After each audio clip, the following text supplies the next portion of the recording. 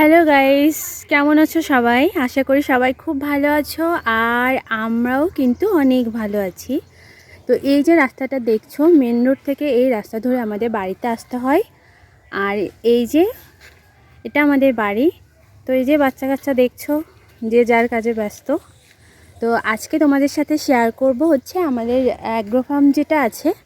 তো দেখতে যাচ্ছি যে সেখানে কি কি সবজি আছে। তো চলো তোমরাও আমার সাথে দেখবে, আসো। তো এটা হচ্ছে আমাদের অ্যাগ্রো ফার্মের গেট। আসলে আমার বাবা আর দাদা আর আমাদের হচ্ছে মোস্তাকিন আছে, ওরাই এখানে কাজবাজ করে আর কি।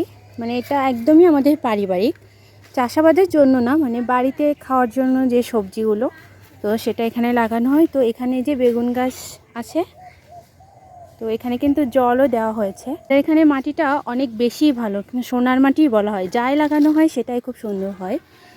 তো এই দেখো এখানে কিন্তু ঝাল হয়েছে, এগুলোকে হচ্ছে সম্ভবত কোবরা ঝাল বলে, তবে আমাদের বাড়িতে এগুলোকে কালো ঝালই বলে। ম্যাক্সিমাম এগুলো বড় জের দিকে বেশি হয়, তবে এমনিও লাগানো যায়। এটা হচ্ছে আম ব্যানানা, তোমরা অনেকেই চিনে থাকবে। আর ওটা হচ্ছে হাড়ি ভাঙা আম গাছ। আর এখানে এই যে আলু গাছ লাগানো হয়েছে। তো আলুর কিন্তু অনেক দাম ছিল, তখন প্রায় 90 টাকা কেজি ছিল যখন এই বীজগুলো লাগানো হয়েছে। তবে এখন কিন্তু আলুর দাম আর অতটা নেই, গাছ কিন্তু বেরিয়ে গেছে মোটামুটি। সমস্ত এগুলোকে পিল বা পিলি এরকম কিছু একটা বলে। তো সবগুলোতেই কিন্তু গাছ বেরিয়ে গেছে, তোমরা দেখতেই পাচ্ছ।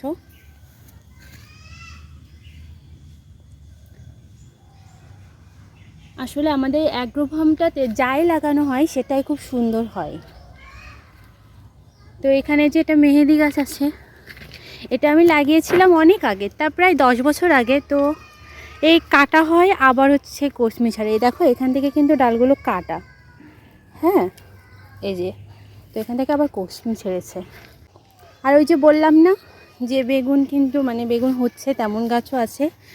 এই দেখো বেগুন কিন্তু হয়েছে, কিন্তু এই বেগুনটাতে মনে হয় পোকা লেগে গেছে। তো এটা রাখা যাবে না, এটা আমি এখন তুলে নিচ্ছি। ঋতু, আহা, আমার সাথে কিন্তু আমার দিদির মেয়ে যে ঋতু এসছে, তো ওকে নিয়ে এসেছি। আর এখানে যে কুল গাছ আছে, তো অনেক কুল ধরেছে, কিন্তু এখনও খাওয়ার মতো হয়নি, কিন্তু প্রচুর কুল ধরেছে।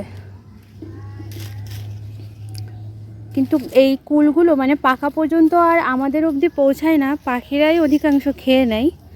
তারপর এখানে এই যে ছোট ছোট বেগুন গাছ লাগানো হয়েছে, আর এই যে টমেটো গাছও কিন্তু লাগানো হয়েছে। তো এখনও অনেক দেরি টমেটো হতে, মাস দুয়েক লাগবে হয়তো। আর পেয়ারা গাছেও কিন্তু পেয়ারা আছে, দাঁড়াও, এই দেখো কি সুন্দর একটা পেয়ারা হয়েছে, দেখেছো? আমি আসলে জানি না, এই গাছগুলোতে আমি প্রায় দেখি পেয়ারা হয়, মানে প্রায় সব সময়, এটাও মনে হয় 12 মাসই। আর এখানে হচ্ছে অনেকগুলো কুল গাছ আছে, দাঁড়াও তোমাদেরকে দূর থেকে দেখাচ্ছি। এই দেখো আরেকটা বেগুন হয়েছে, এই বেগুনটা ফ্রেশ আছে, এখনও পোকা ঠোকা লাগেনি। আবার এদিকেও বেগুন আছে। আমার বাবা আর বেগুনগুলোতে পলিথিন বেঁধে দিয়েছে যাতে পোকা না লাগে। তো এই দেখো অনেকগুলো কুল গাছ আছে। আর মুস্তাকিনার বাবা মিলে এখানে 2টা বেড করেছে, এই 2টা বেডে কিন্তু কিছু লাগানো হয়নি, উনি বেড করে রেখেছে, লাগাতে হবে। শাক, এই আর কিছুদিনের মধ্যে পালং শাকও খাওয়া যাবে। আর এই যে এখানে ছিম গাছ লাগানো হয়েছে, তো ছিম গাছগুলো কিন্তু অনেকটাই বড় হয়েছে। এই গাছগুলোতে নাকি 1 মাসের মধ্যেই ছিম ধরবে, তো দেখা যাক। আর এখানে হচ্ছে ধুন্দল গাছ লাগানো ছিল, তো গাছটা মারা গেছে, মারা ঠিক যায়নি, মানে বাবা গাছটা কেটে দিয়েছে, কারণ এটাতে হচ্ছে এবার সিম গাছ উঠবে। আর মাঠের মধ্যে কিন্তু এই যে লিচু গাছও আছে, মানে কি গাছ নেই, আম, কাঁঠাল, লিচু, কলা, কদবেল, ডালিম, পেয়ারা, কুল, বেগুন, মানে সবই আছে।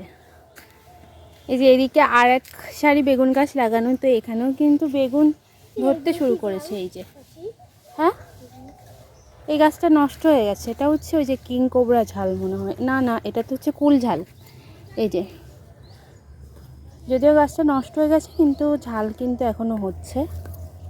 তো এই আর কি, এটাই হচ্ছে আমাদের ছোট্ট অ্যাগ্রো ফার্ম। আর ওদিকে তো অনেকগুলো কলা গাছ, মেঘনি গাছ এগুলো লাগানো আছে।